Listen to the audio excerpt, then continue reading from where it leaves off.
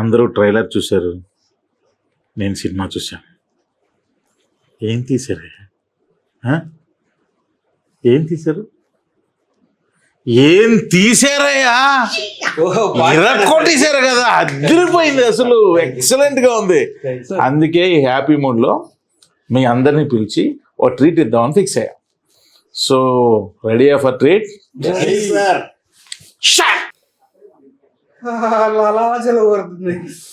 Sir ఏమేమి ఉన్నాయి sir?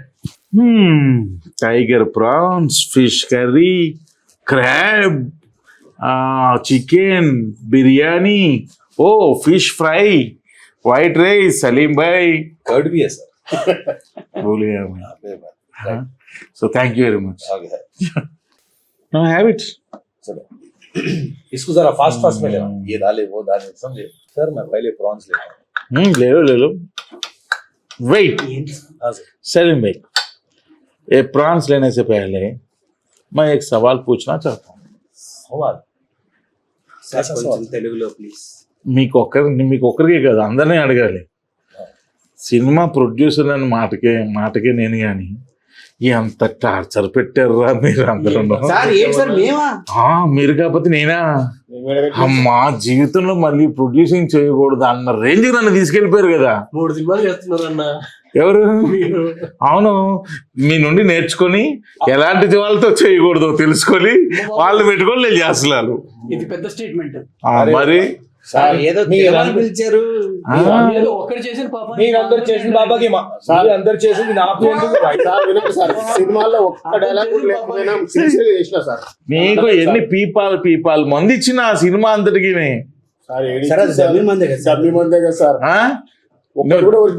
ఒక్కరోజైనా సరే నేను డమ్మీ మంది ఇస్తే యాక్షన్ అని చెప్పాడు. ఎగ్జాక్ట్లీ. ఈయన కోసం నేను రోజు ఒరిజినల్ మంది ఇవ్వాల్సి వచ్చింది తెలుసా.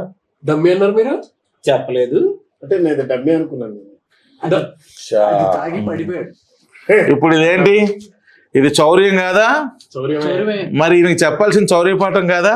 చెప్పాలి పాఠం. తిందాం సార్, తిన్న తర్వాత. अरे तुम लोग करे सो कामों को मेरा नाम खराब क्यों कर रहे भाई तुम लोग? आप शरीफ से क्या बोलते गोपड़ू मरी शरीफ आदमी है. ఏమాట మాట నిఖిల్ కొంచెం నక్క తొక్కొచ్చాడు. నా ఫస్ట్ సినిమాకే మీ producer Karthik DOP, Nagendran art, ఒక సూపర్ హీరో లాంటి నేను. అమ్మా ఇప్పుడు నక్క తొక్క ఎవరు తొక్కారు అర్థం కావట్లా. నువ్వా ఆయన? అదే అంటున్నాను.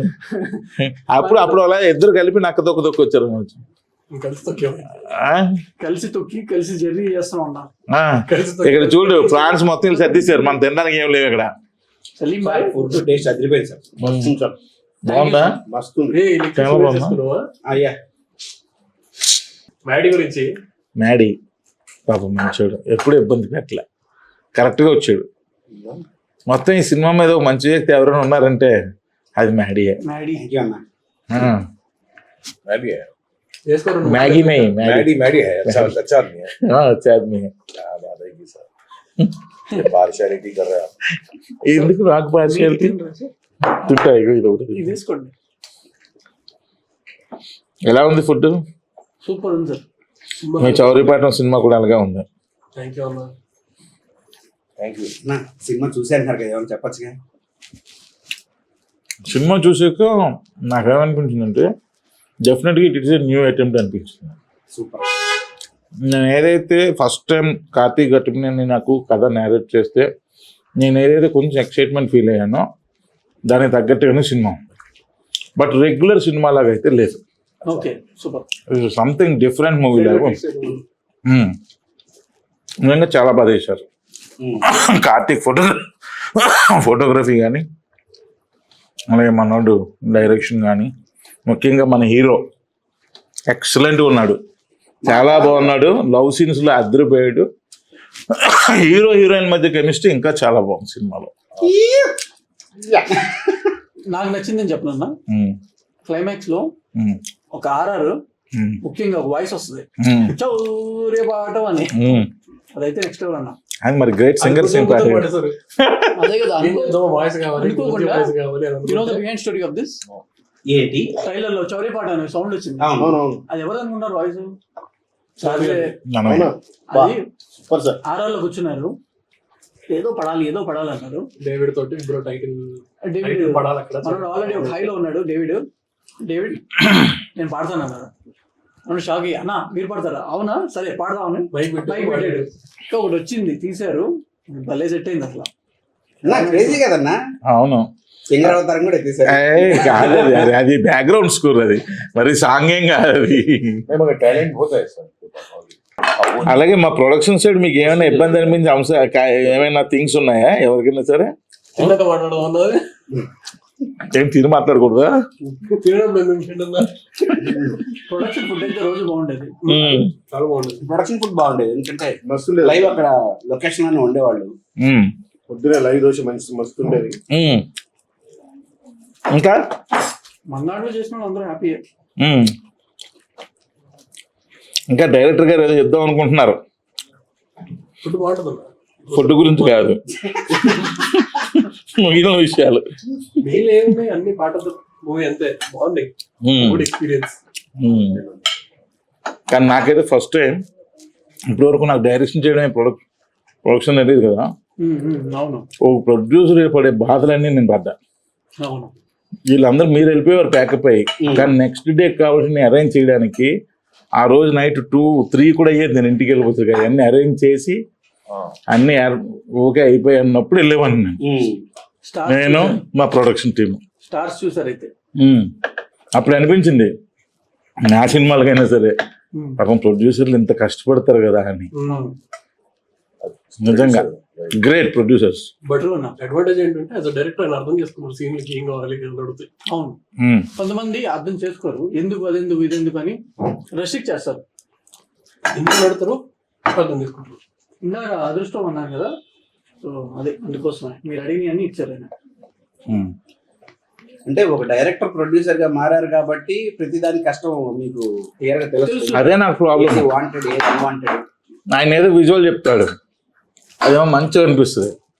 మనసులోనేమో అలాంటి విజువల్ ఉంటే బాగుంటుంది అనిపిస్తుంది. ఎగ్జాంపుల్ దానికి ఒకసారి అన్న మామూలు మీరు ఎంత స్ట్రగుల్ అయి ఉంటారన్న లైఫ్ లో ఇలా చెప్పినప్పుడు, ఇది ఇవ్వాలి కానీ బడ్జెట్ ఎక్కువ అయిపోతుంది, ఎలా దీన్ని కట్ డౌన్ చేయొచ్చు, ఎలా దీన్ని ప్రాపర్ సెట్ చేయొచ్చు, ఆ ఎక్స్పీరియన్సెస్ బాగా వచ్చేసినాయి నాకు ఈ సినిమాతో. ఎలా చేయొచ్చు ఏంటి అని. ఏదైనా నాకు అనిపించింది ఏంటంటే, మనం వేరే వాళ్ళ మీద డిపెండ్ అవ్వకుండా మనం పనులు చేసుకుంటే అంత ఇన్ బడ్జెట్లో అయిపోతుంది. మనం మన పనుల కోసం వేరే మనిషి మీద డిపెండ్ అవ్వడం మొదలు పెట్టినప్పటి నుంచి ఖర్చులు పెరిగిపోతాయి. ఇది నాకైతే ఈ సినిమా ప్రొడక్షన్ చేశాక నాకు అర్థమైంది. చౌరీ పాట వల్ల మీకు ఒక పాఠం తెలిసింది. ఒక పాఠం తెలిసింది. చౌరపాఠం వల్ల నేను ఒకటి నేర్చుకున్నాను. అంటే చాలా సినిమాలు నేను ఎక్కువ డైలాగులు చెప్పేటోని మధ్య, ఈ సినిమాలో అసలు డైలాగులే లేకుండా ఎట్లా యాక్ట్ చేయొచ్చు అనేది బాగా నేర్చుకున్నాను. అదే అంటున్నా, మోగోడు కాదు కదా, క్యారెక్టర్ డైలాగులు లేవు. పుష్పక విమానంలో కమల్ హాసన్ రేంజ్ అంతేనా?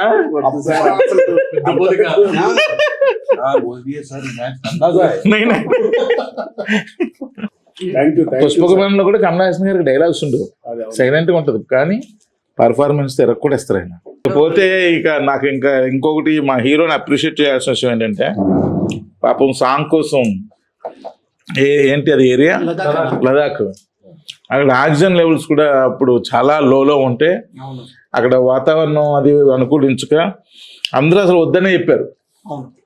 కానీ ఆ టైంలో కూడా మా డైరెక్టర్, మా హీరోయిన్, డాన్స్ మాస్టర్ అందరూ కూడా దానికి మిమ్మల్ని అప్రిషియేట్ చేయాలన్నా. ఎందుకంటే ఇంకోళ్ళు అయితే వైజాగ్ వెళ్ళి తీసుకొచ్చేయండి, అరకులు తీసుకొచ్చేయండి, పక్కన గోవా వెళ్ళి తీసుకొచ్చేయండి అన్నారు. అన్న ఇక్కడ లదాఖ్ వెళ్తానంటే మీరు ఒక అమౌంట్ ఆఫ్ బడ్జెట్ ఇచ్చారు, చిన్న అమౌంట్, దాని మీద కొంచెం దాటింది. బట్ ఆ బడ్జెట్ లో మీరు ఫినిష్ చేసుకోవడానికి అదొక పాఠం. ఇచ్చిన బడ్జెట్ కి డబుల్ బడ్జెట్ కనిపిస్తుంది. బట్ విజువల్ గా చాలా బాగుంది, చాలా వండర్ ఉంది. కాకపోతే అదొక పాఠం మా ఇద్దరికి.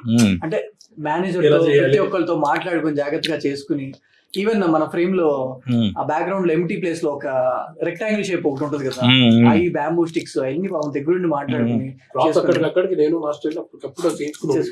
నాకు ఇప్పటికీ ఆ సాంగ్ లో షాట్ చాలా ఇష్టం. హీరోయిన్ దగ్గర హీరో ఇలా వస్తా ఉంటే ప్రొఫైల్ లో గింబల్ చార్జ్ షాట్ ఒకటి ఉంటుంది, అది చాలా ఇష్టం. అది ఆ కెమెరా గింబుల్ ఆపరేటర్ సూపర్ చేశాడు, hero heroine body language timing perfect గా వచ్చినాయి. నాకు చాలా ఇష్టం ఆ షాట్. नहीं सर, वैसा वैसा नहीं है सर, हीरो हीरोइन आर्टिस्टों का नहीं है, प्रोड्यूसर अच्छा रहना।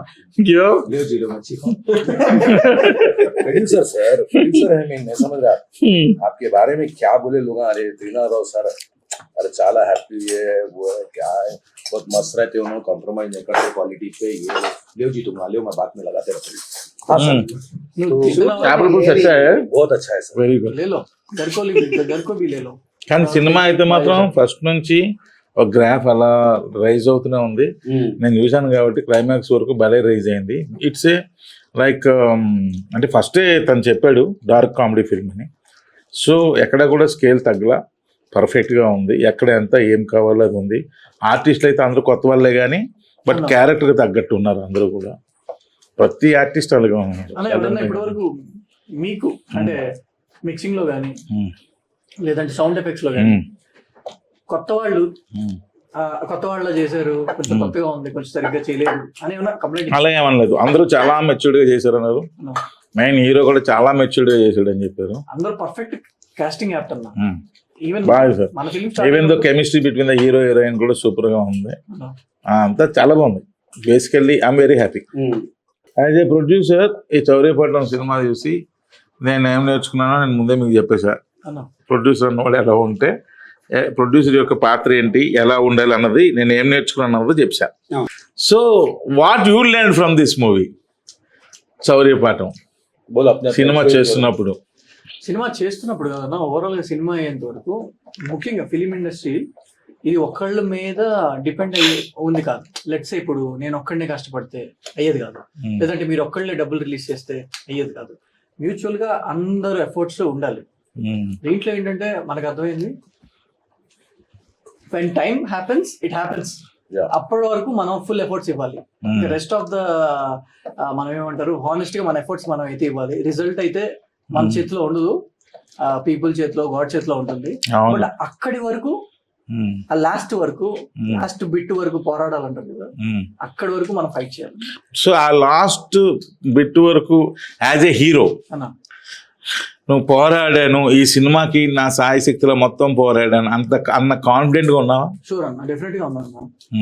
నేను నిఖిల్ కూడా బెస్ట్.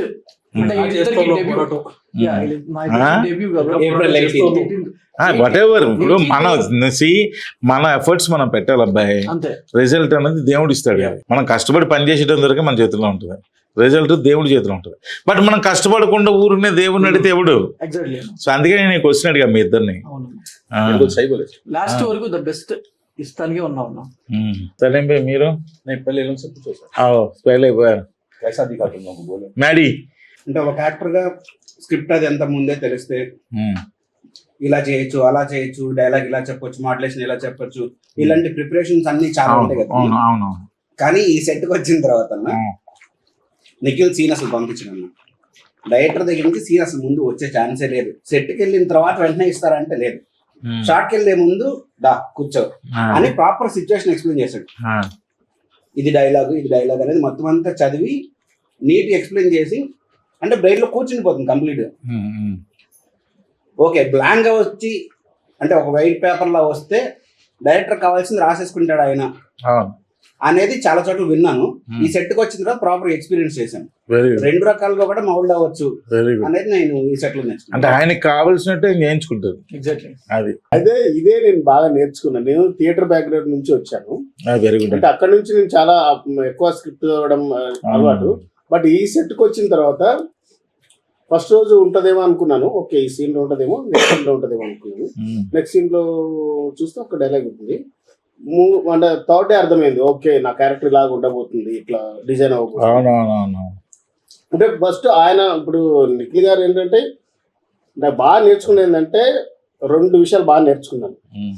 ఒకటి చాలా కూల్ గా ఉండడం ఎలా అందరితోటి నవ్వుతూ, అదొకటి ఆయన డైరెక్టర్ గారి నుంచి నేర్చుకున్నాను. Very good. 2 డైలాగులు లేకున్నా ఏం లేకున్నా కూడా మనము ఎంత ఎక్స్ప్రెషన్ చాలా అద్భుతంగా ఆడియన్స్ కనెక్ట్ అయ్యే విధంగా ఇవ్వచ్చు అనేది నా టీం నుంచి నేర్చుకున్నా. మా కోఆర్టిస్ట్ కూడా బాగా సపోర్ట్ చేశారు సార్. చేశారా? అండ్ మీరు అప్పుడప్పుడు సెట్కి వచ్చి మమ్మల్ని కొంచెం బూస్ట్ ఇచ్చేవారు. ఏ అబ్బాయిలు ఎలా ఉన్నారు, ఎలా చేస్తున్నారా అని. అంటే ఒక మంచి పెద్ద డైరెక్టర్ వచ్చి మాకు బూస్ట్ ఇస్తుంటే ఎట్లా ఉంటుంది సార్, మాకు కూడా ఒక ఎనర్జీ వచ్చేది. అయిపోయింది సూపర్ అని. అవును. ఇంకోటి ఏంటంటే నేను సినిమాలో చూశాను, ఒక్క డైలాగ్ ఆయన పర్ఫెక్ట్ గా ఇలా ఇలా ఒకే ఒకటి ఉంది, అమ్మ ఈయన ఇప్పటికే నేను నోరు ఇప్పేటరా బాబు అనిపించింది నాకైతే డైలాగ్ వినగానే.